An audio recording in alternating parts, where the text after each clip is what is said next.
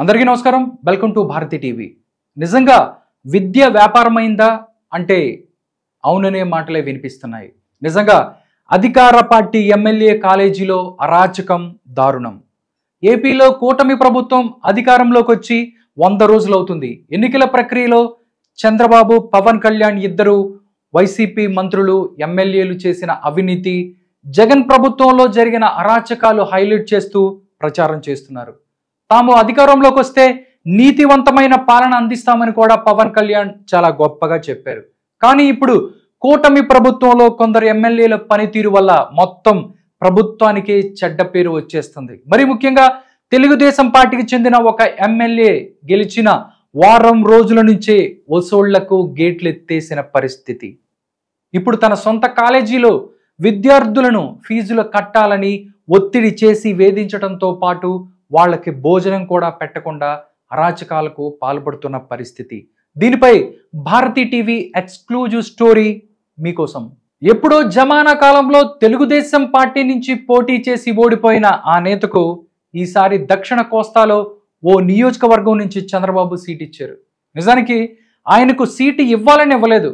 అక్కడ పార్టీకి ఎవ్వరూ దిక్కులేక 3 ఏళ్ల క్రితం ఇన్ఛార్జ్ ఇచ్చారు. సామాజిక సమీకరణం ఇంకోటో గాని ఎట్టకేలకు ఆయనకి బీఫామ్ దక్కింది. ఈ గాలిలో ముక్కోణపు పోటీలో ఆయన ఎమ్మెల్యే అయ్యారు. పైగా సదరు ఎమ్మెల్యే టాలీవుడ్ లో ఓ టాప్ హీరోకు సమీప బంధువు కూడా. ఎమ్మెల్యే అయ్యాడో లేదో ఇంకా ప్రమాణ స్వీకారం కూడా చేయకుండానే తన అనుచరులను నియోజకవర్గంలో ఉన్న ఇసుక రీచులకు పంపేసి నా నెలవారీ మామూళ్ళు నాకు ఇవ్వాల్సిందే, నా కప్పం నాకు కట్టాల్సిందే, లేకపోతే మీ వ్యాపారాలు అస్సలు జరగవు అని వార్నింగ్లు ఇవ్వటం, ఇప్పించటం మొదలుపెట్టేశాడు. ఇక ఆ తర్వాత వ్యాపారస్తులను కూడా బెదిరించి మరీ చందాలు, మామూళ్లు ఇవ్వాలని దండుకోవటం మొదలుపెట్టాడు. ఇదేమని ప్రశ్నించిన ఓ యూట్యూబ్ ఛానల్ విలేకరిపై తన అనుచరులతో కేసులు పెట్టించి బెదిరించే ప్రయత్నం చేసిన ఈ విలేకరి ఎక్కడా వెనక్కి తగ్గలేదు. కూటమి ప్రభుత్వం ఏర్పడిన 100 రోజుల్లో అత్యంత అవినీతి పరుడైన తెలుగుదేశం ఎమ్మెల్యే ఎవరైనా ఉన్నారంటే అది సదరు ఎమ్మెల్యేనే అని చెప్పాలి. రాష్ట్రంలోనే దోపిడీ పరంగా నెంబర్ 1 ర్యాంకు ఆ ఎమ్మెల్యేకే ఇవ్వాలని ఆ జిల్లాలో అధికారులు, రాజకీయ నాయకులు కూడా చెవులు కొరుక్కునేంతగా ఆయన పేరు మారుమోగిపోతోంది.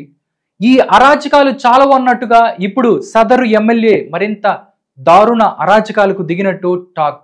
రాజధానికి కూతవేటు దూరంలో ఆయనకు ఓ కళాశాల ఉంది. అందులో చదువుతున్న విద్యార్థులను ఫీజులు కట్టాలని వేధించడంతో పాటు వాళ్ళకి నరకం చూపిస్తున్నట్టు అక్కడ చదువుతున్న విద్యార్థులు, వారి తల్లిదండ్రులు వాపోతున్నారు. జగన్ ప్రభుత్వం ఫీజు రియంబర్స్మెంట్ ఇవ్వకపోవడంతో తొలి ఏడాది చదివే విద్యార్థులకు వేధింపులు తప్పలేదు. ఫీజు కట్టకపోతే మీకు భవిష్యత్తు లేకుండా చేస్తామని బెదిరింపులు వచ్చాయి. చివరకు తల్లిదండ్రులు తమ పిల్లల భవిష్యత్తు ఎక్కడ పాడైపోతుందో అని భయపడి అప్పులు చేసి తొలి ఏడాది ఫీజులు కట్టారు. ఇప్పుడు 2వ సంవత్సరం తరగతులు మొదలయ్యాక మంత్రి లోకేష్ పిఏ స్వయంగా మాట్లాడి ఫీజులు చెల్లించేలా చూస్తాం, విద్యార్థులను ఇబ్బంది పెట్టొద్దని చెప్పినా కూడా విద్యార్థులపై జులుం ఆగటం లేదు. స్టూడెంట్ను ఇష్టం వచ్చినట్టు హెరాస్ చేస్తున్నారు. కొందరు విద్యార్థులను కళాశాల లోపలికే రానివ్వని పరిస్థితి. ఇక రీసెంట్గా ఫీజు కట్టాలని హాస్టల్లో ఉంటున్న విద్యార్థులకు భోజనం కూడా పెట్టకుండా అందరి ముందు నుంచోబెట్టి అవమానించిన పరిస్థితి. చివరకు నారా లోకేష్ పిఏ స్వయంగా ఫోన్ చేసి ప్రభుత్వం ద్వారా ఫీజు చెల్లిస్తాం, ఇలాంటి పనులు వద్దని చెప్పిన సదరు ఎమ్మెల్యే కాలేజీ తీరు మారలేదు. ఏదేమైనా కూటమి ప్రభుత్వం 100 రోజుల పాలనలో పెద్ద కాంట్రవర్సీ ఎమ్మెల్యేగా ఈ తెలుగుదేశం ఎమ్మెల్యే చాలా చెడ్డ పేరు తెచ్చుకున్నాడు. పార్టీ అధినేత చంద్రబాబు, యువనేత నారా లోకేష్ ఇప్పటికైనా ఈ ఎమ్మెల్యేను కంట్రోల్ చేయకపోతే ఇలాంటోళ్ళ వల్ల నిజంగా మంచి పనులు చేసే ఎమ్మెల్యేకు చెడ్డ పేరు తప్పదు. ఇదే విషయానికి సంబంధించి ఒక విద్యార్థిని తండ్రి మనతో మాట్లాడటానికి ఫోన్ లైన్లో సిద్ధంగా ఉన్నారు. ఆయనతో మాట్లాడదాం. ఓకే, ఇదే అంశానికి సంబంధించి చాలా మంది ఎవరైతే స్టూడెంట్స్ తల్లిదండ్రులు తమ యొక్క బాధని వ్యక్తం చేస్తున్నారు. మనతో మాట్లాడటానికి ఒక స్టూడెంట్ ఫాదర్ ఉన్నారా, ఆయనతో మాట్లాడదాం. నమస్కారం అండి. సార్ నమస్కారం సార్. సార్ నిజంగా ఇలాంటి అంటే కాలేజీ యాజమాన్యం ఇలాగ చేయటం నిజంగా ఒక దారుణమైనటువంటి విషయం. దీనికి సంబంధించి నిజంగా అసలు ఏం జరిగిందంటే ఏం చెప్తారు సార్ మీరు? సార్ మాకు మేము ఇలాగా పాపని పంపించేశారు కాలేజీ నుంచి, ఫీజు కట్టలేదు, first year Jagan fees reimbursement వేయలేదు, ఫస్ట్ మాకు ఫ్రీ అని చెప్పారు, సీట్ ఫ్రీ అని చెప్పారు, 10,000 కట్టొచ్చు అని చెప్పి మొత్తం రాసి ఇచ్చారు, అన్ని చేశారు. మొత్తం చేసిన తర్వాత మరి తర్వాత నుంచి మాకు అమౌంట్ కట్టాలని చెప్పి పాపని పంపించేశారు. 1 month ఇంట్లో ఉంచుకుని సరే అమౌంట్ తీసుకుని 20,000 తీసుకుని నేను తీసుకెళ్లి కట్టి పంపించాను. పంపించిన తర్వాత మళ్ళీ ఒక 1 week అయింది కట్టిన తర్వాత. మళ్ళీ కనీసం ఇవాళ వాళ్ళు స్పందించింది ఏంటంటే పాపని ఇవాళ మళ్ళీ హాస్టల్లో కనీసం భోజనం కూడా పెట్టకుండా తీసుకెళ్లి మళ్ళీ తీసుకెళ్లిపోయారండి. మళ్ళీ అదే హాస్టల్కి పంపించేసి ఇప్పుడు కూడా ఈ టైం ఇప్పుడే జస్ట్ మాట్లాడాను పాపతో. ఇప్పుడు కూడా నాకు అసలు నాకు పడుకునే వస్తే అన్నం పెట్టలేదు, ఇప్పుడు వరకు నాకు పెట్టలేదు, క్యాంటీన్ చేయలేదు, ఫీజు కట్టేదాకా లేదా పంపించేస్తామని చెప్తున్నారు. పంపించలేదు. అయిన తర్వాత ఇప్పుడు సరే అమ్మా క్లాస్ లో హాస్టల్లో ఉండు, నేను అమౌంట్ వేస్తాను బయట తింది కానీ క్యాంటీన్ లో అంటే ఆమె ఏం చేసిందంటే మళ్ళీ పిల్లలు ఉంటే లాస్ట్ మూమెంట్ లో ఎక్కడన్నా లాస్ట్ 2:30, 3 ఆ టైంలో మిగిలితే లాస్ట్ మూమెంట్ లో తిన్నోళ్ళు ఉంటే రండి పెడతామని అంటున్నారంట. సరే నాకు ఆకలిస్తే పడుపులో నొప్పి వస్తుంది డాడీ, నేను వెళ్తాను, మళ్ళీ వెళ్తే వాళ్ళు పిలిస్తే మళ్ళీ అక్కడ లేకపోతే కనీసం అది కూడా ఉండదు కదా డాడీ అంటుంది. అవసరం లేదా పోనీ నేను వేస్తానులే, అమౌంట్ వేస్తాను నీకు, క్యాంటీన్ లో ఎక్కడ తిను అని కూడా చెప్పాను. పాపని ఇప్పుడు ఫ్రీ అని చెప్పి అన్నారని చెప్పి అంత దూరం జాయిన్ చేసాం సార్. లేకపోతే మాకు ఇక్కడ ఏలూరు, మీది ఏలూరు అండి? ఏలూరు దెందులూరు నియోజకవర్గం, చింతమనేని ప్రభాకర్ గారు కాన్స్టిట్యున్సీ మాది. Okay sir. మాకు ఆయన అయితే మాకు చాలా ఇదిగా ఉంటారు.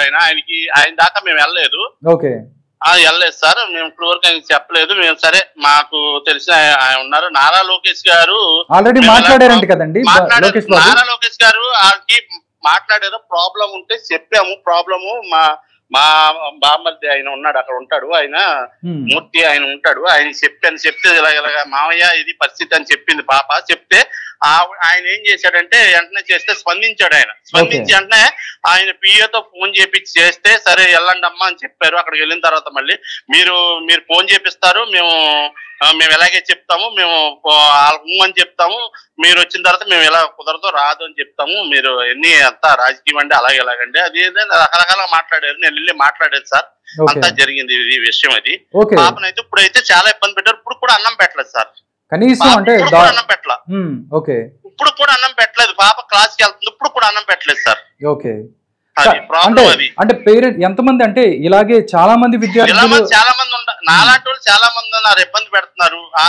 లోకేష్ గారు స్పందించారు. వెంటనే స్పందించిన తర్వాత నాకు పెట్టారు, ఆయన పెట్టిన తర్వాత ఇలా పంపిస్తామని అన్నారు. వెళ్ళిన తర్వాత మేము అలాగే చెప్తామండి, మేము ఎలాగే మీరు ఇలా మాట్లాడతాం, మీకు అవన్నీ కాదండి, మేము పక్క అది ఇది అని చెప్పి ఆయన 1 గంట మాకు క్లాస్ తీసుకున్నాడు ప్రిన్సిపల్ గారు. అంటే కాదండి, అంటే యాజమాన్యం ఎవరైతే ఉన్నారో మేనేజ్మెంట్ కి ఈ విషయం తెలుసు అంటారా, లేకపోతే ప్రిన్సిపల్ వీళ్ళ దగ్గర నుంచి తెలుసు సార్? అందరికీ తెలుసు, ఎవరు చేసేది వాళ్ళు చేస్తున్నారు అక్కడ.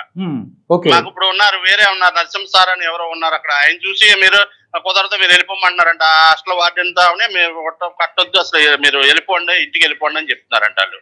మళ్ళీ ఇంకా పాప చాలా ఇబ్బంది పడుతుంది. చాలా ఆ అమ్మాయి అయితే సూసైడ్ చేసుకునే దాకా వస్తుంది ఆ పాప. మేము మొన్న కూడా అసలు మేము ప్రిన్సిపాల్ దగ్గర ఈ అమ్మాయి ఏడ్చిందండి, ఆ పాప ఏడ్చింది. అయినా సరే స్పందించలేదు. అని తీసుకెళ్ళిపోండి అన్నారు. సర్లే సార్ 1 week లో అమౌంట్ చూసి పంపించి నేను వస్తానన్నాను. 1 week లో అడ్జస్ట్మెంట్ అవ్వలేదు, కొద్దిగా మాకు ప్రాబ్లమ్స్ ఉన్నాయి, కొంచెం మాకు హార్ట్ ప్రాబ్లం అయ్యి కొంచెం ఆపరేషన్ అయ్యి కొద్దిగా ఇబ్బంది ఉంది, దాని గురించి కొంత కట్టలేకపోయాను, లేకపోతే ఏదో విధంగా కట్టేవాళ్ళు. కొంచెం ఇబ్బంది పడి నేను చెప్పాను, ప్రాబ్లం అంతా చెప్పాను సార్. చెప్పినా సరే నెల తర్వాత వెళ్ళి మళ్ళీ అమౌంట్ కడితే మళ్ళీ అమౌంట్ కట్టించేసుకున్న తర్వాత ఆయన ఏమన్నారంటే వెంటనే మీరు వచ్చి కడితే నేను అన్నాను తప్ప, మీరు నెల తర్వాత వచ్చి కడితే 20,000 కడితే ఇంకా మేమేం సంబంధిస్తాము అది ఇది అన్నట్టుగా మాట్లాడారు. అంటే మీరు అంటే ఇంతకు ముందు ప్రిన్సిపాల్ తో కానీ లేకపోతే మేనేజ్మెంట్ తో కానీ ఇక్కడ జరుగుతున్న పరిస్థితికి మీరు తెలియజేశారంటే మీ ఎవరైతే మాట్లాడారు సార్. నేను జాయిన్ చేసిన మేనేజ్మెంట్ ఆయన ఉన్నాడు నూరిల్లా సార్ ఆయనతో కూడా మాట్లాడాను, అన్ని మాట్లాడాను. ఆయన మాట్లాడి ఎవరు మాట్లాడి స్పందించారు సార్. ఓకే, ఇప్పుడు మీ డిమాండ్స్ ఏంటి, మీరు ఏం చెప్పాలనుకుంటున్నారు, మీరు మేనేజ్మెంట్ కానీ లేకపోతే ఏం చెప్పాలంటే? సార్ నేను ఆయన ఏమంటే ఒకటే మాట మాట్లాడారు సార్, మీరు నారా లోకేష్ గారు మాకు హామీ ఇచ్చి డబ్బులు వేస్తారా, మీ పిల్లలు మీరు చదివించుకోవాలి కదా, మీరు డబ్బులు వేయాలి కదా. పోయినసారి చంద్రబాబు గారు వేసాడు డబ్బులు, ఇప్పుడు జగన్ గారు వేయటానికి చంద్రబాబు గారు వేయలేదు కదా, ఇప్పుడు మీరు ఇప్పుడు ఈయన వేస్తాడే మాకేమో నమ్మకం, మీ పిల్లలు మీరు సంపాదించుకోరా అని. సరే సార్ అలాగే సార్, మేము మా పిల్లలు మేము చదివించుకుంటాం సార్ అని చెప్పి లెటర్ రాసి సార్ 20,000 కట్టారు, 80,000 అంటున్నారు కదా, 4 సార్లుగా మిగతా అమౌంట్ అంతా కడతాను సార్ అని లెటర్ రాసి సంతకం పెట్టి వచ్చేసారు మొన్న. జరిగింది ఇది. ఒక 20,000 కట్టి మిగతాదే 4 విడతలుగా కట్టి నేను పాపని చదివించుకుంటాను సార్, ఎవరు కట్టే అవసరం లేదు, మా పాపని మేమే చదివించుకుంటాం సార్ నేను లెటర్ రాసి వచ్చాను. ఇప్పుడేమో అలా మాట్లాడుతున్నారు సార్ వాళ్ళు. ఇప్పుడు పాప ఇప్పుడు వరకు అన్నం పెట్టలేదు సార్, ఇప్పుడు కూడా పెట్టలేదు సార్, ఇప్పుడు కూడా పెట్టలా. అది జరిగింది ఇది సార్. ఓకేనండి, తప్పకుండా. ఏంటంటే అన్నం కనీసం ఇప్పుడు ఏదన్నా ఉండే పేరెంట్స్ తో మాట్లాడండి, దానికి సంబంధించి మాట్లాడుకుంటారు. అన్నం పెట్టకపోవడం అనేది చాలా దారుణం. ఇప్పుడు అన్నం పెట్టలేదు సార్, ఇప్పుడు పెట్టలేదు సార్, పాప ఇప్పుడే కడుపులో నొప్పి వస్తుంది అంటుంది, ఏదంటుంది అసలు. అప్పుడు మార్నింగ్ టిఫిన్ కూడా చేయలేదు సార్, లేట్ అయింది. ఏదో ఇప్పుడు దిగులు ఉంటుంది కదా సార్, అందరూ కట్టారు ఏదో చేశారు, మన ప్రాబ్లం మనం కట్టలేదు సార్. ఏం చదువుతుందండి మీ పాప? అక్కడ ఏం చదువుతుందండి? ఇంజనీరింగ్ సెకండ్ ఇయర్ అండి. Engineering second year. ఏ బ్రాంచ్ అండి? సిఎస్సి. ఓకేనండి. నిజంగా ఏదైతే అంటే మీరు దీనికి సంబంధించి ఇంతకుముందు కంప్లైంట్ ఇచ్చినా గానీ అక్కడ యాజమాన్యం అవ్వచ్చు, లేకపోతే మిగతా వాళ్ళు ఎవరు కూడా స్పందించిన పరిస్థితి. దాంతోపాటు నారా లోకేష్ గారు కూడా ఎవరైతే ఉన్నారో, ఎవరైతే కట్టలేదో మేమే కడతామని హామీ ఇచ్చినా గానీ వాళ్ళు చేయట్లేదు. హామీ ఇచ్చారు సార్, అది చెప్పారు, అది చేశారు. వాళ్ళ పిఏ గారు ఫోన్ చేశారు, మాట్లాడారు సార్. సరే ఫస్ట్ ఇది కట్టాలి, అసలు కట్టలేదంటే సరే నేను 20,000 ఇచ్చి పంపించాను సార్. 1 month ఆయనతో మాట్లాడిన 1 month తర్వాత కొద్దిగా సర్దుబాటు అవ్వక 1 month తర్వాత పాపను ఇంట్లోనే పెట్టుకుని 1 month పాప ఏంటంటే క్లాసులు పోతున్నాయి, నాకు పోతున్నాయి, రేపు పొద్దున మళ్ళీ ఇప్పుడు వెళ్ళిపోమంటున్నారు సార్. ఇప్పుడు వెళ్ళిపోమంటున్నారంట వాళ్ళు.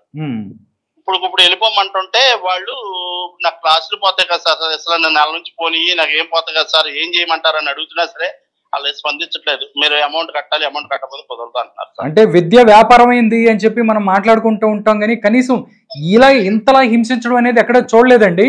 నిజంగా సార్ మాకు కనీసం మాకు ఫీజు వద్దు సార్, మేము కట్టుకుంటాం, ఇబ్బంది లేదు, మా పాపను మేము చదివించుకోవటాక మాకు ఇబ్బంది లేదు, చదివించుకుంటాం. కాకపోతే కొంచెం లేట్ గా కట్టుకుంటాం, 4 years ఉంది, ఏదో అంటే ఆ టయానికి మా సర్టిఫికెట్లు ఉంటాయి, అన్ని టయానికి కట్టుకుంటాం, క్లియర్ చేసుకుంటాం. పాప ఇప్పుడు వరకు ఫుడ్ పెట్టకుండా పాపని ఇబ్బంది పెడుతుంది సార్. అసలు ఇప్పుడు కూడా ఫుడ్ పెట్టలేదు సార్. ఇప్పుడు మీరు కాలేజీకి ఫోన్ చేసి పలానా పాపకి బోళ్ళ జాహ్నవి పేరు, బోళ్ళ జాహ్నవి పేరు, ఆ పేరు బోళ్ళ జాహ్నవి, ఆ పాపకి ఇప్పుడు వరకు ఫుడ్ పెట్టకపోవడం ఏంటి సార్, మీరు ఇలాగ మేము పంపిస్తామేంటి, పేరెంట్స్ తో మాట్లాడుకోవాలి, మీరు ఏదైనా ఉంటే పిల్లలకు ఫుడ్ పెట్టకపోవడం సార్ అడగండి సార్. ఓకే, తప్పకుండా అండి. దీనికి సంబంధించి ఏదైతే ఉందో వెలుగులోకి తీసుకొచ్చే ప్రయత్నం చేస్తాం. దీనికి సంబంధించి ప్రభుత్వాలకు అవ్వచ్చు, లేకపోతే దీనికి సంబంధించి విద్యాశాఖకి ఈ విషయాన్ని మనం తెలియజేసే ప్రయత్నం. నారా లోకేష్ గారు చెప్పండి సార్, ఆయన చాలా స్పందిస్తున్నారు, ఆయన ప్రతి దానికి స్పందిస్తున్నారు. మధ్యలో ఉన్న వాళ్ళు ఇబ్బంది పెడుతున్నారు మమ్మల్ని. ఆయన ఏమంటున్నాడు, మేము అలాగే చెప్తామండి, మీరు ఇక్కడికి వస్తే మేము కాదంటామండి, ఎవరు చెప్పినా మేము ఒప్పుకోమండి అంటున్నాడు ఆయన. ఇదే మాట.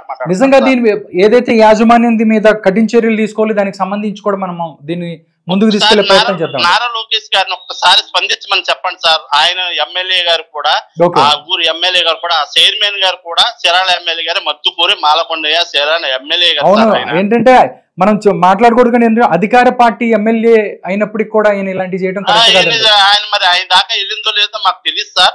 మా లోకల్లో ఎలా చేస్తున్నారో తెలియదు సార్, మాకు తెలియదు. ఆయన దాకా వెళ్తే మరి ఆయన అలా చెప్తారో తెలియదు.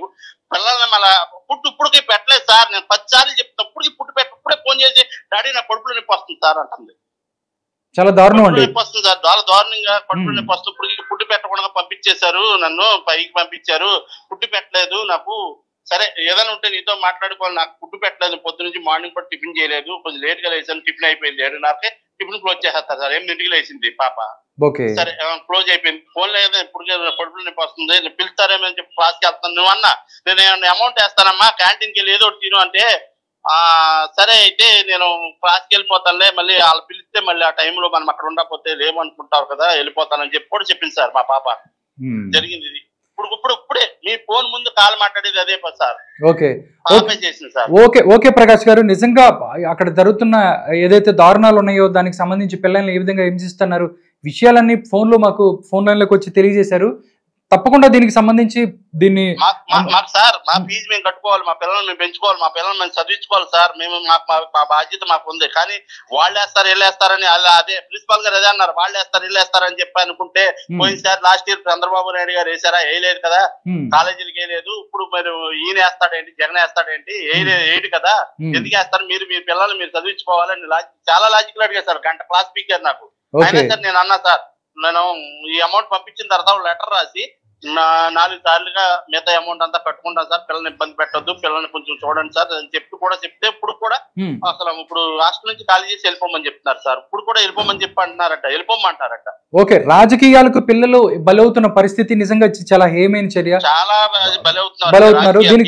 ఈ విషయం మటుకు నారా లోకేష్ గారు చాలా స్పందించాలి, ఈ విషయంలో ఫాస్ట్ గా స్పందించాలి సార్. మేము ఆయనతో కూడా మాట్లాడే ప్రయత్నం చేస్తాము, ఆయనతో కూడా మాట్లాడి ఆయన దృష్టికి తీసుకెళ్తాం సార్. మాట్లాడితే నాకు కాల్ చేయండి, నేను మాట్లాడతాను సార్. ఆయనతో మటుకు చాలా స్పందించాలి ఆయన.